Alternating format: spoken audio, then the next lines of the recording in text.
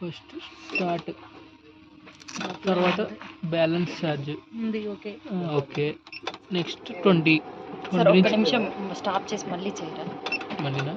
Stop చేసి మళ్ళీ చేయండి. ఫస్ట్ స్టార్ట్ బటన్ నొక్కాలండి. ఒకటే టచ్. ఓకే. బ్యాలెన్స్ ఛార్జ్లో ఉంది. స్టోరేజ్, ఫాస్ట్ ఛార్జ్ మనకి ఏ అవసరం లేదు, బ్యాలెన్స్ ఛార్జ్లో పెట్టుకోవాలి.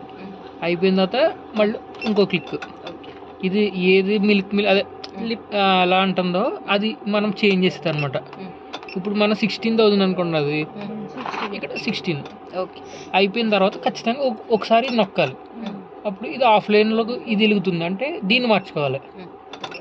మాస్టర్ స్లేవ్ అవసరం లేదు, ఆఫ్లైన్. ఓకే. ఇప్పుడు మనం లాంగ్ ప్రెస్ చేయాలి. అంతే. ఓకే. ఆఫ్లైన్లోకి వచ్చిన తర్వాత లాంగ్ ప్రెస్.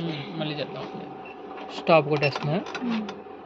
ఫస్ట్ ఏదన్నా ఒక చిన్న క్లిక్ అండి, ఇది స్టార్ట్ ఉంది కదా, చిన్న క్లిక్, అది క్లిక్ ఏది బ్లింక్ అవుతుందో మనం అది కంట్రోల్ స్టోరేజ్, ఇది బ్యాలెన్స్, ఫాస్ట్ ఛార్జ్, బ్యాలెన్స్. ఇది నొక్కుంటా ఉండాలి, ఏదైనా నొక్కినా పర్లా.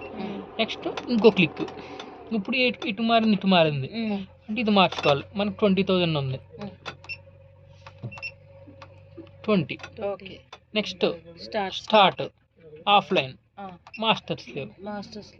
అంటే ఇప్పుడు నాకు అర్థం కాల, మీరు ఆఫ్లైన్ లో ఉంటే మళ్ళీ మాస్టర్ ఎందుకు ఇచ్చినారు?